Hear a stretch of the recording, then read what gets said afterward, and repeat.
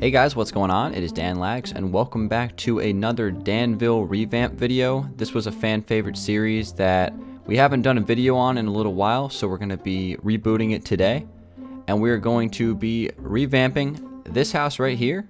This is a Cyan wool house built by two of my friends, Matt and Steven, here on Danville. This house is about 4 or 5 years old at this point. It was one of the earlier builds in Danville, and I think it needs some work. I definitely think it needs some work. As you can see, this house is very low to the ground, very hidden behind all these trees. I mean, the whole entire house is probably only, about like 7 blocks tall to the top of the roof, so very short house. We'll have to see what we do with that on the revamp. I'm probably going to make it 2 stories.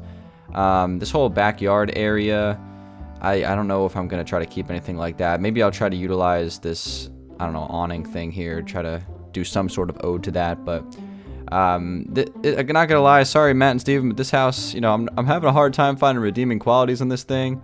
I'm gonna try to make the shape relatively the same, so my plan is to do symmetrical windows on each side with this entrance in the middle of the house.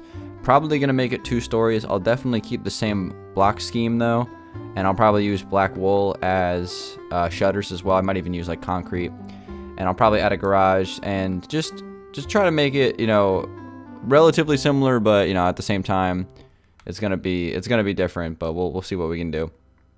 As far as the interior is concerned, very open.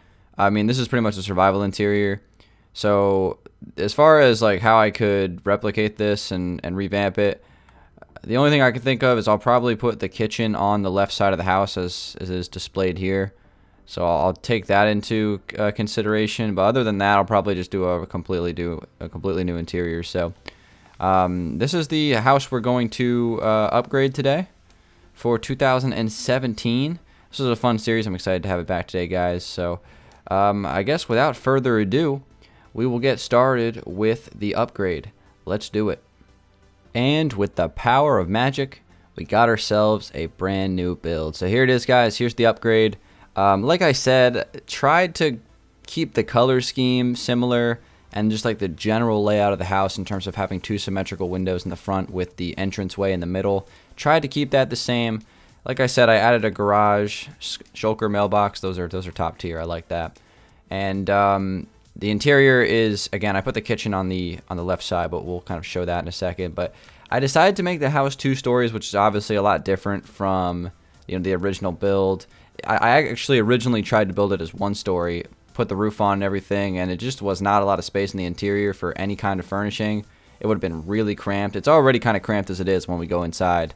So that's the decision I decided to make. I decided to make it 2 stories. This part back here, tried to reference the whole awning thing a little bit by taking this out and just kind of creating this porch here. So tried to reference that. Tried to build a backyard with like a patio and things like that. Tried to reference those things. And again, color scheme and stuff like that, even just putting some trees in the front to kind of block the house a little bit. Those trees turned out really good, just to give little hints to the previous build. But I mean, you kind of you can give or take here. I mean, obviously it doesn't look anything like the original build, and I think that's that's kind of a theme of this series. I try to build it as similar as I can, but when you're working with houses that are basically survival builds, it's tough to kind of upgrade them without kind of completely rehauling them. So doing a complete overhaul. So this is kind of another one of those complete overhauls. But I mean, I think it's a really solid looking house. I took some inspiration actually from a previous upgrade. It kind of took the similar style to this house over here. This was the second one we did, I believe.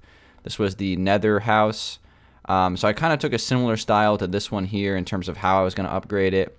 And I don't think it's it's obviously not the most similar to the original. I think this one right here is still our best, just because it's still very much similar to the original, but it's clearly upgraded. So that's really what I try to strive for. So this one might have gone off course a little bit, but that doesn't take away from the fact that I think it's a pretty solid looking house, very nice, and it's a good size. I'll show you guys the interior right now. So again, I tried to do this like awning thing in the front. This is probably really unnecessary with this quartz section, but I built that specifically to reference the original build, because the original build actually had this whole entire part of the house sticking out like this. So That was me trying to connect the dots there. So let's go inside the house. I'll show you guys around the interior real quick. Real simple interior. We just have like a front foyer area here.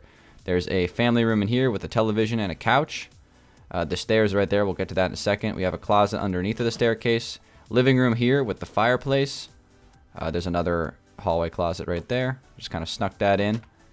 Over here, this is probably my favorite area of the house. This is like the kitchen dining room combo. Really nice kitchen and dining room. I thought it turned out really good. Also, I apologize that there's a little bit of frame rate lag in the video. This is an old world, despite it being on Xbox One. So there's a little bit of lag. I don't know if it's going to show up on the video, but just letting you guys know. And then here we have a laundry room in the corner of the garage. Pretty nice. Use the bedrock, kind of like that epoxy flooring. So there it is. Again, this is my favorite part of the house. I really think this turned out good. I tried to use the terracotta, glazed terracotta as much as I could. We'll show that a little bit more here on the second level. So here it is, second level. Basically just bedrooms up here. We have a hallway bathroom to start things off. Over here is the master bedroom. So we have, again, lots of terracotta use here. Really just an amazing way to furnish things nowadays. And then in here we have the master bathroom.